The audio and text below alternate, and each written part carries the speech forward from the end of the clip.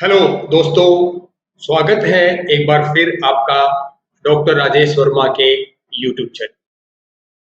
और इस वीडियो में मैं डिस्कस करूंगा आपके साथ सहसंबंध का अर्थ एवं इसकी अवधारणा। शुरुआत करते हैं परिभाषा से। सहसंबंध गुणांक ये क्या है?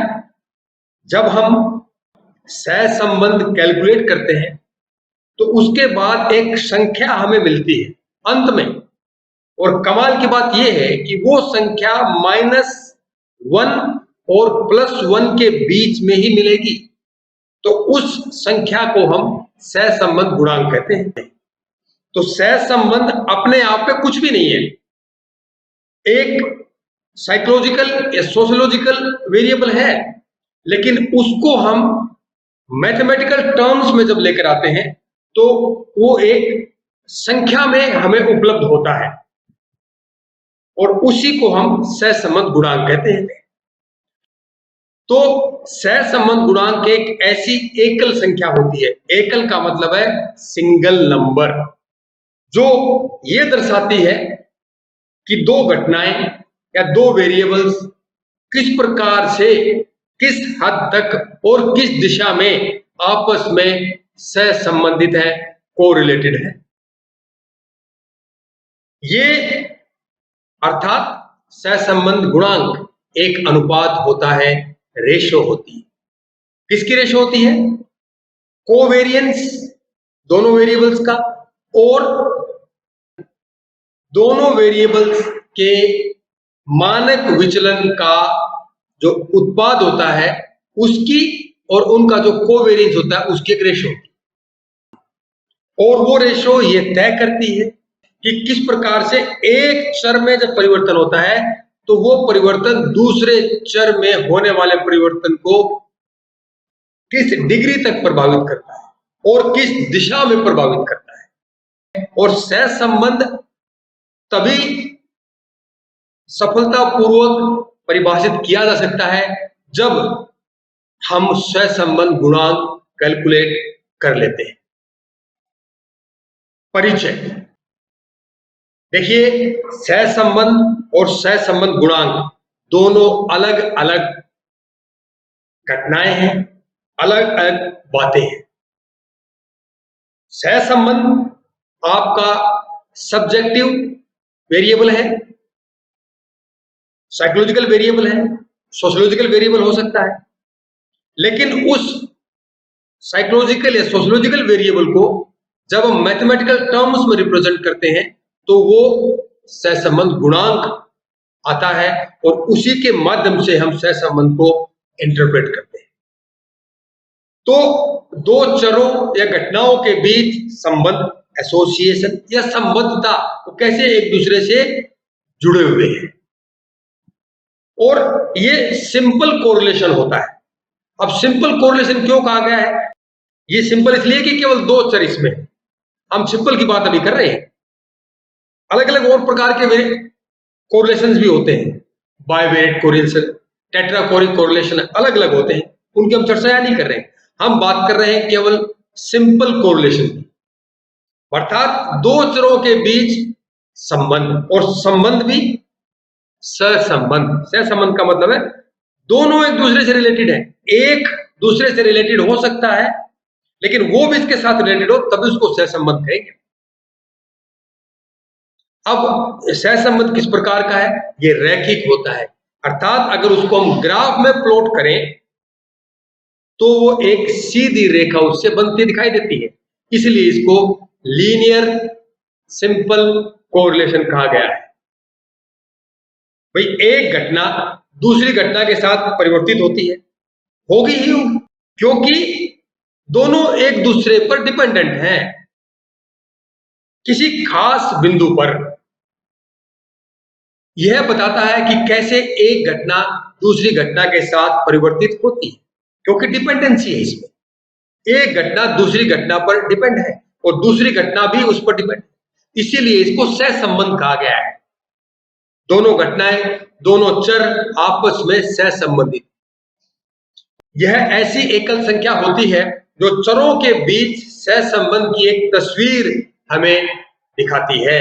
उस सहसंबंध गुणांक के मात्र देखने से हमें अंदाजा लग जाता है कि दो चरों के बीच में संबंध कितना स्ट्रोंग है और किस दिशा में है ना कमाल की संख्या ये। और यह संख्या सहसंबंध गुणांक की बात कर रहा हूं, चरों के मध्य एक प्रकार की अन्योन्याश्रयता जिसको हम इंटरडिपेंडेंसी कहते हैं वो दर्शाती है। एक में परिवर्तन, दूसरे में परिवर्तन, चाहे वो उसी दिशा में हो चाहे दूसरी दिशा में हो, लेकिन होगा जरूर। ये कब होगा? जब दोनों चर एक दूसरे से सहसंबंधित हो।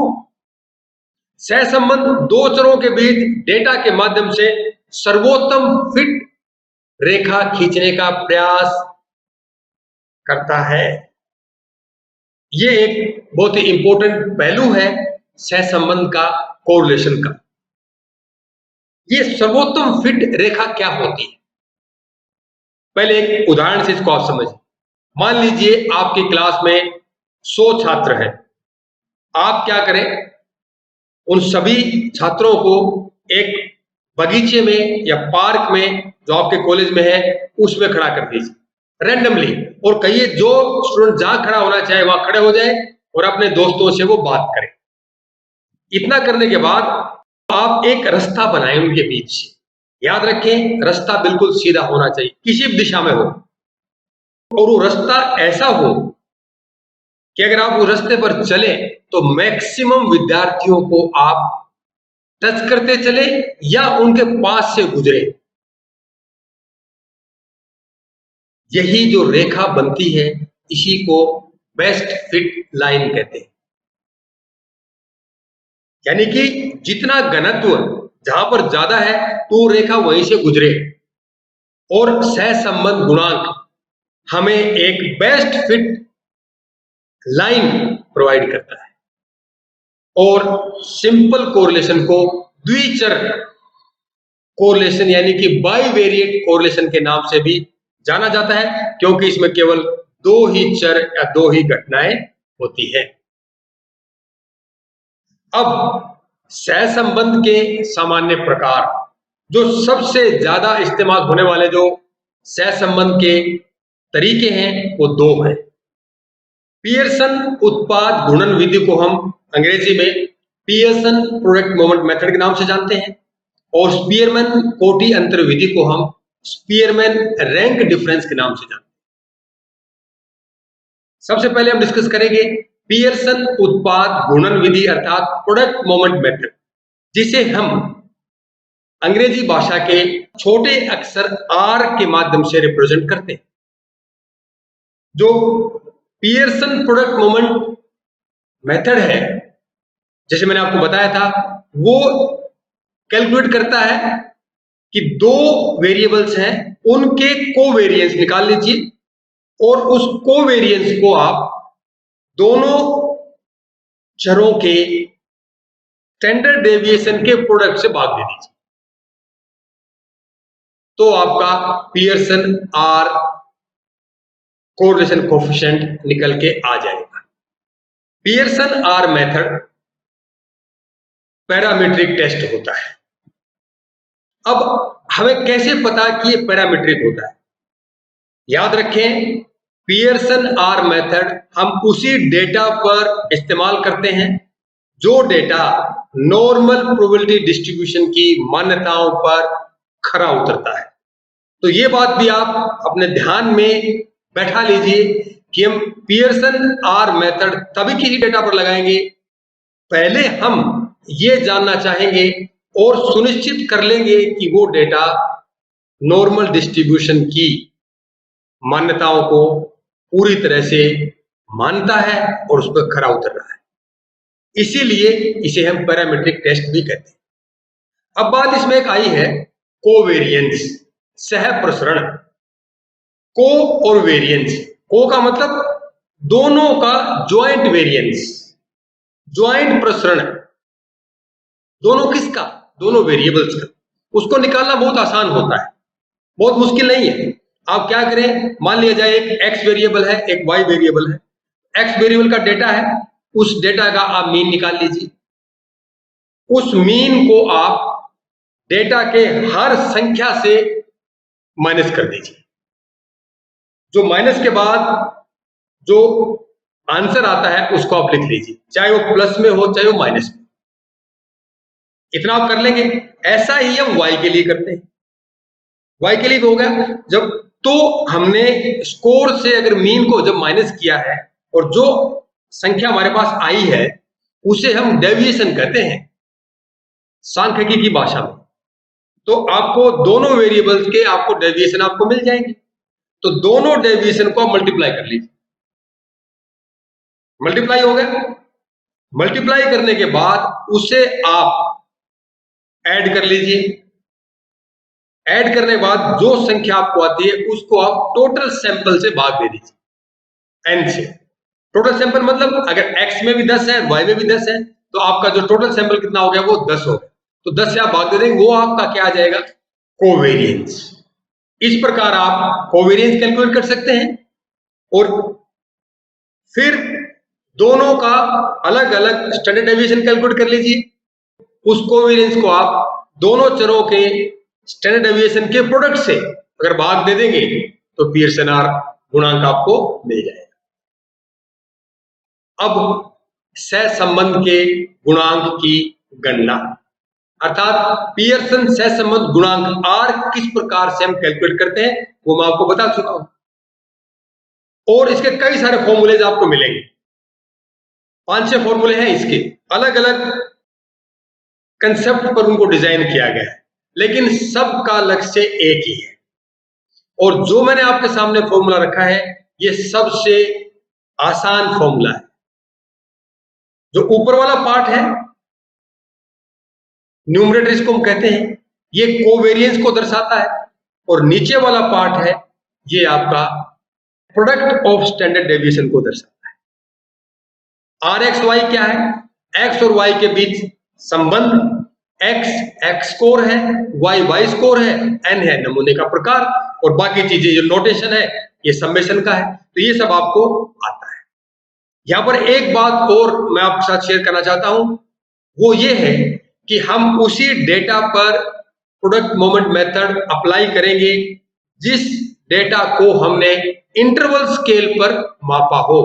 कम से कम इंटरवल स्केल पर, चाहे वो रेशियो स्केल में हो तो भी चल जाएगा। लेकिन अगर वो डेटा ऑर्डिनल स्केल में है या नॉमिनल स्केल में है तो हम ये प्रोडक्ट मोमेंट मेथड नहीं लगा सकते, क्योंकि जो डेटा नॉमिनल स्केल में होता है या ऑर्डिनल स्केल में होता है वो पैरामीट्रिक की जो रिक्वायरमेंट्स हैं या नॉर्मल प्रोबेबिलिटी डिस्ट्रीब्यूशन की जो मान्यताएं हैं उस पर खरा नहीं उतरता है। फिर उसके लिए क्या करना है? क्या हम ऐसे डेटा का जो ऑर्डिनल स्केल में हो कोरिलेशन नहीं निकाल सकते? निकाल सकते हैं, और उसके निकालने के लिए हम इस्तेमाल करते हैं स्पीयरमैन रैंक डिफरेंस मेथड। और वो ये रहा जिसे हम रो RHO ग्रीक लेटर से रिप्रेजेंट करते हैं। जो ये रो है एक प्रकार से अंग्रेजी भाषा का जो P है उसको अगर हम इटैलिक कर दे तो लगभग उससे मिलता जुलता है। इसमें स्पीयरमैन तो आप जानते ही हैं, चार्ल्स स्पीयरमैन श्रीमान जी ये रहे इधर, इन्होंने इस विधि को इजाद किया था। कोटि रैंक की first, second, third, fourth, fifth, अंतर किसका आ जाएगा? दो वेरिएबल्स हैं, दोनों वेरिएबल के रैंक में अंतर, जिसे हम डेविएशन के नाम से भी जानते हैं। और ये स्पीयरमैन कोटि अंतर विधि तभी इस्तेमाल होती है जब हमारे पास डेटा रैंक्स में हो, और अगर डेटा रैंक्स में है तो वो डेटा कभी भी नॉर्मल डिस्ट्रीब्यूशन की मान्यताओं पर खरा नहीं उतरेगा। अगर वो उस पर खरा नहीं उतरता है तो समझ लीजिए कि वो पैरामीट्रिक टेस्ट उस पर अप्लाई नहीं होंगे। और उस पर कौन सा टेस्ट अप्लाई होगा? स्पीयरमैन कोटि अंतर विधि। इसका मतलब ये हुआ कि स्पीयरमैन रैंक डिफरेंस मेथड एक नॉन पैरामीट्रिक टेस्ट है। उसके लिए फॉर्मूला ये दिया है, ये रो है, ये रो क्या है, स्पीयरमैन रैंक कोरिलेशन कोएफिशिएंट है, is equal to 1 minus 6 summation D I square divided by N into N square minus 1। ये फॉर्मूला आपको थोड़ा बड़ा जरूर दिखाई दे रहा है, लिखने में बड़ा है, बहुत छोटा है, इसमें आपको बहुत ज्यादा कैलकुलेट नहीं करना है, इसमें केवल आपको डी निकालना है। ये वाला डी कैसे निकालना है, दोनों रैंक के बीच का जो अंतर आएगा वो डी आ गया, उसको स्क्वायर कर लो, उनको जोड़ लो, तो वो क्या होगा, सारी वो संख्या ही आ जाएगी, फिर उसको आप 6 से गुणा कर दो, तो ये सारा का सारा इस फार्मूले में जो न्यूमरेटर है वो आ जाएगा। फिर आप n क्या है, सैंपल साइज है, सैंपल साइज को आप इसमें डालिए और फिर जो संख्या आएगी उससे इस संख्या को आप भाग दे दें, तब उस संख्या को आप 1 में से माइनस कर दें। ज्यादातर विद्यार्थी क्या करते हैं एग्जाम में, वो इतनी संख्या को जितनी है लिख कर आ जाते हैं, वो 1 में से माइनस करना भूल जाते हैं और वहीं पर एक छोटी सी मिस्टेक उनकी हो जाती है। याद रखें, आपको 1 में से माइनस जरूर करना है और जो आंसर आएगा वो आपका स्पीयरमैन रैंक डिफरेंस कोएफिशिएंट के नाम से जाना जाएगा। अब सहसंबंध की कुछ मुख्य विशेषताएं। सबसे पहली बात, यह वैज्ञानिक भविष्यवाणी करने का एक महत्वपूर्ण साधन होता है। विज्ञान के सामने जो गहरे से गहरा प्रश्न है वो ये है कि सटीक से सटीक भविष्यवाणी करना, कि कोई भी घटना भविष्य में किस प्रकार से घटेगी, सबसे मुख्य उद्देश्य विज्ञान का यही है और उस उद्देश्य को पाने में सहसंबंध एक महत्वपूर्ण भूमिका निभाता है। ये मदद करता है शोधकर्ताओं की भविष्यवाणी करने में। किस प्रकार से, एक चर में अगर इतना बदलाव आया है तो इसके फलस्वरूप दूसरे चर में भी कितना बदलाव आ सकता है और वो किस दिशा में होगा, ये एक महत्वपूर्ण बिंदु है और बहुत इंपॉर्टेंट कैरेक्टरिस्टिक्स है कोरिलेशन का। दूसरी बात, यह कारण संबंधों की व्याख्या करता है। कारण संबंध क्या होते हैं, कॉजल रिलेशनशिप, कि दो वेरिएबल्स, दो घटनाएं, दो वस्तुएं किस प्रकार से सहसंबंधित है और किस दिशा में सहसंबंधित है। याद रखें, कोरिलेशन कभी भी आपको यह नहीं बताएगा कि दो वेरिएबल्स क्यों रिलेटेड हैं, ये क्यों का जवाब उसके पास नहीं है, वो कितनी रिलेटेड है और किस दिशा में रिलेटेड है इसका जवाब तो आपको दे देगा, लेकिन क्यों रिलेटेड है वो उसके दायरे से बाहर है। तीसरी बात, इसकी जो वैल्यू होती है, चाहे वो प्रोडक्ट मोमेंट मेथड हो, चाहे स्पीयरमैन रैंक डिफरेंस मेथड हो, वो -1 से 1 के बीच में ही रहेगी, कभी भी -1 से कम नहीं होगी और +1 से ज्यादा नहीं होगी। अगर कैलकुलेशन करते वक्त आपकी वैल्यू -1 से कम आती है, -2 आ गई, या 1 से ज्यादा आती है, 1.5 आ गई, 2.5 आ गई, तो याद रखना कि कैलकुलेट करते वक्त कोई ना कोई त्रुटि हमसे हुई है। अगली बात, सहसंबंध गुणांक एक दिशात्मक सूचकांक होता है। डायरेक्शनल इंडेक्स, डायरेक्शन इंडेक्स का मतलब कि जो एक चर में परिवर्तन आया है, दूसरे चर में परिवर्तन क्या उसी दिशा में आएगा या उससे अपोजिट दिशा में आएगा, ये बात भी सहसंबंध गुणांक हमें बताता है।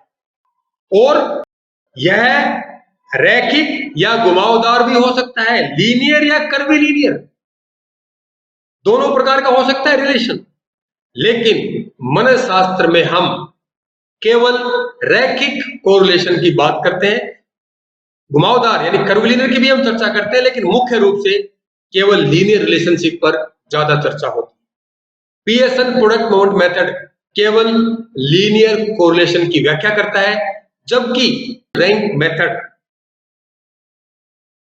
कर्वीलीनियर को भी अपने अंदर समेटे रखता है। तो ये एक मुख्य अंतर है प्रोडक्ट मोमेंट मेथड और स्पीयरमैन रैंक डिफरेंस मेथड में। अब आप इस स्लाइड के सबसे निचले हिस्से पर एक नजर डालिए, ये वाले नहीं, ये तो मिठाई रखी है, इस पे नजर डालिए जो कि एक तरफ से लाल है और दूसरी तरफ से हरे है। ये सहसंबंध का कॉन्टिनम है, निरंतरता है। अगर आपका सहसंबंध गुणांक 0 के आसपास आ गया तो हम कहेंगे कि दोनों वेरिएबल में कोई सहसंबंध नहीं। और जो जो सहसंबंध का मान, यूं कह लीजिए सहसंबंध गुणांक का मान बढ़ता जाएगा पॉजिटिव डायरेक्शन में, यानी हरे की तरफ, आप देखेंगे कि हरा रंग और गाढ़ा होता जा रहा है, और जैसे यहां पहुंचता है, एंड में पहुंचता है, तो उसे हम परफेक्ट पॉजिटिव कोरिलेशन के नाम से जानते हैं। ये एंड कब आएगा? जब सहसंबंध गुणांक की वैल्यू पॉजिटिव 1 हो जाएगी, और इसका उल्टा भी उतना ही सत्य है, अर्थात वो परफेक्ट नेगेटिव कोरिलेशन है। इसका मतलब क्या हुआ परफेक्ट का? परफेक्ट या पूर्ण सहसंबंध गुणांक की हम बात करते हैं, अगर x वेरिएबल में एक यूनिट बदलाव आया है तो y वेरिएबल में भी एक यूनिट बदलाव ही आएगा। अगर वो पॉजिटिव दिशा में आता है तो वो पॉजिटिव कोरिलेशन हो गया, और वो अगर नेगेटिव डायरेक्शन में आता है तो नेगेटिव कोरिलेशन हो गया। अब कोरिलेशन संबंधित कुछ परंपराएं, मुख्य रूप से 2 परंपराएं हैं जो कोरिलेशन का इस्तेमाल करते हैं, वो इसको फॉलो करते हैं। याद रखें, ये परंपराएं हैं, कोई साइंटिफिक ऑब्जर्वेशंस नहीं है, पर बहुत बार परंपराएं भी साइंस में अपना एक अमूल्य योगदान देती है, क्योंकि परंपराएं अनुभव से विकसित होती है, और अनुभव भी उन लोगों का जिन्होंने अपना जीवन प्योरली साइंटिफिक फैक्ट्स को उजागर करने में लगा दिया हो। तो उनके जो अनुभव होते हैं, उन अनुभवों को जब हम शब्दों में उतारते हैं तो उसे हम परंपराओं के नाम से जानते हैं, और जो भी सहसंबंध का प्रयोग करते हैं वो उन परंपराओं को मानने के लिए एक प्रकार से बाध्य तो नहीं होते हैं, लेकिन वो मानते ही हैं। क्योंकि अगर हम परंपराओं को मानकर चलते हैं तो ये परंपराएं हमें ऑप्टिमल रिजल्ट्स प्राप्त करने में हमारी मदद करती है। पहली क्या है कि कम से कम हमारा डेटा 25 व्यक्तियों पर, 25 घटनाओं पर होना चाहिए, यानी कि हमारा सैंपल साइज कभी भी 25 से कम ना हो। अगर कम है आप मेथड लगा सकते हैं और रोकेगा नहीं आपको, लेकिन उसकी विश्वसनीयता पर प्रश्न चिन्ह खड़ा हो जाएगा। दूसरी परंपरा कि जो हमारा गुणांक हमें मिलता है, चाहे वो स्पीयरमैन रैंक डिफरेंस मेथड से निकला हो, चाहे वो प्रोडक्ट मोमेंट मेथड से निकला हो, उसको इंटरप्रेट कैसे करेंगे, उसकी व्याख्या करने के लिए कुछ पारंपरिक रूप से एक टेबल तैयार की गई, और वो ये है कि अगर हमारा गुणांक 0 से लेकर ±0.2 के बीच में है तो हम कहेंगे कि जो सहसंबंध है वो नगण्य है, उसका कोई अर्थ नहीं है। ±0.2 से लेकर ±0.4 तक है तो हम कहेंगे कि जो सहसंबंध है वो लो है, निम्न है, और ±0.4 से ±0.7 तक है तो हम कहेंगे कि पर्याप्त सहसंबंध है, मॉडरेट सहसंबंध है। और अगर ±0.7 से ±1 के बीच में हमारा सहसंबंध गुणांक आता है तो हम कहेंगे कि हाई कोरिलेशन है। और अगर हमारा सहसंबंध गुणांक ±1 ही आ जाता है तो हम कहेंगे परफेक्ट कोरिलेशन। अगर हम हमारे सहसंबंध को अभिव्यक्त करें तो आपके सामने 3 फिगर्स दी गई है, इसमें हम कोशिश करते हैं कि किस प्रकार से वो हमें दिखाई देगा। ये देखिए, ये केस 1 हम लेते हैं, इसमें जो ए वेरिएबल है उसका ये डेटा है, बी वेरिएबल है, उसका ये डेटा है। दोनों का डेटा अवरोही क्रम में है, डिसेंडिंग ऑर्डर में है। सबसे ऊपर सबसे ज्यादा संख्या है, फिर वो कम होती चली जाती है। अगर एक वेरिएबल की सबसे अधिक संख्या दूसरे वेरिएबल की सबसे अधिक संख्या के साथ अगर सहसंबंधित होती है और दूसरी वेरिएबल की संख्या के साथ सहसंबंधित हो, इस प्रकार से अगर वो होती हो तो हम कहेंगे कि जो हमारा कोरिलेशन है वो परफेक्ट पॉजिटिव कोरिलेशन है। अब केस 2 लीजिए। केस 2 में क्या है, जो पहला वेरिएबल है ए, इसकी संख्या सबसे ज्यादा ऊपर है और फिर कम होती चली जाती है। दूसरे की जो संख्या है वो ऑपोजिट ऑर्डर में लिखी है, यहां पर ये असेंडिंग ऑर्डर में है, ये डिसेंडिंग ऑर्डर में है। अब अगर इसकी सबसे ज्यादा संख्या और इसके सबसे नीचे वाली सबसे ज्यादा संख्या से कोरिलेट होती है, फिर दूसरी सबसे ज्यादा संख्या, लेकिन वो इधर लिखी है, इस पोजीशन पर है, उससे कोरिलेट होती है, और इसी प्रकार से सारी संख्याएं दोनों वेरिएबल्स के आपस में कोरिलेट होती हैं, तो हम कहेंगे परफेक्ट नेगेटिव कोरिलेशन। और इसके अलावा केवल तीसरा केस और उत्पन्न हो सकता है, जो कोई भी संख्या किसी के साथ कोरिलेट होती है तो हम कहेंगे कि इसको हम आसानी से प्रेडिक्ट नहीं कर सकते, तो हमारी कोई ना कोई वैल्यू आएगी जो कि +-1 के बीच में ही होगी।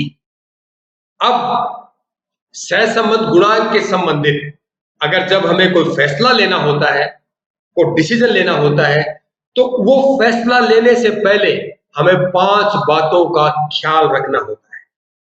ऐसा नहीं है कि आपका सहसंबंध गुणांक आपने कैलकुलेट किया और उसके आधार पर आपने कोई फैसला तुरंत ले लिया, वो घातक साबित हो सकता है। तो कौन कौन सी 5 मुख्य बातें हैं जिसे हमें ख्याल में रखना होता है सहसंबंध के गुणांक के आधार पर फैसला लेने से पहले? पहली बात कि जिन चरों के बीच आपने सहसंबंध गुणांक कैलकुलेट किया है, उन चरों की प्रकृति किस प्रकार की है, आपको उसे भी ख्याल में रखना होगा। दूसरी मुख्य बात है गुणांक का महत्व, सिग्निफिकेंस ऑफ कोफिशिएंट, कि जो कोरिलेशन कोफिशिएंट हमने कैलकुलेट किया है, क्या वो सिग्निफिकेंट है या नहीं। कई बार ऐसा होता है कि आपका कोरिलेशन तो अच्छा आ जाएगा लेकिन वो सिग्निफिकेंट नहीं होगा, तो उसका फायदा क्या हुआ, वो सार्थक नहीं होगा, वो कोई इस्तेमाल करने लायक वो नहीं रहेगा।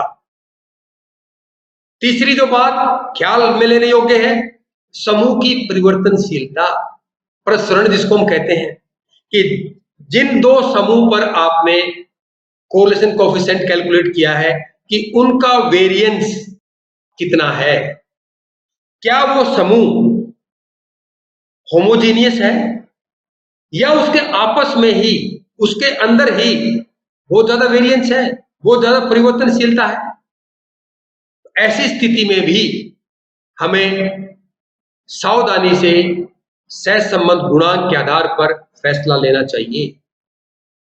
अगली बात, जो टेस्ट हमने इस्तेमाल किए हैं डेटा कलेक्शन के लिए, उन टेस्ट का जो रिलायबिलिटी कोफिशिएंट है, विश्वसनीयता सूचकांक है, वो कितना है, कितना स्ट्रोंग है।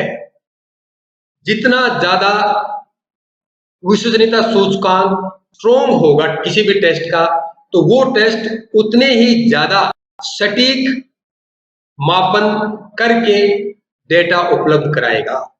और अंतिम बात, जिस उद्देश्य के लिए सहसंबंध गुणांक की गणना की गई है, वो उद्देश्य भी हमें जरूर ख्याल में ले लेना चाहिए, इससे पहले कि हम सहसंबंध गुणांक के आधार पर कोई निर्णय लें, कोई फैसला लें। दोस्तों, ये मेरे संदर्भ, मेरे रेफरेंसेस हैं। अगर आपको सहसंबंध के बारे में और गहराई से जानना है तो आप इन्हें जरूर रेफर कीजिए। और दोस्तों, अगली हमारी परिचर्चा होगी, वो होगी स्पीयरमैन कोटि अंतर विधि, अर्थात स्पीयरमैन रैंक डिफरेंस मेथड को कैसे कैलकुलेट करते हैं। एक उदाहरण के साथ हम डिस्कस करेंगे और तब तक दोस्तों, अगर वीडियो के कंटेंट्स और प्रेजेंटेशन स्टाइल अच्छा लगता है या आपको पसंद आता है तो औरों को बताएं। कुछ कमी लगती है आप मुझे बताएं। आप मुझे अपने प्रश्न, अपनी जिज्ञासाएं या कोई क्रिटिकल कमेंट मुझ तक पहुंचा सकते हैं मेरे कमेंट बॉक्स में कमेंट लिखकर, या आप मुझे ईमेल कर सकते हैं। मेरा ईमेल आईडी है vermasujit@yahoo.com। धन्यवाद दोस्तों वीडियो देखने के लिए।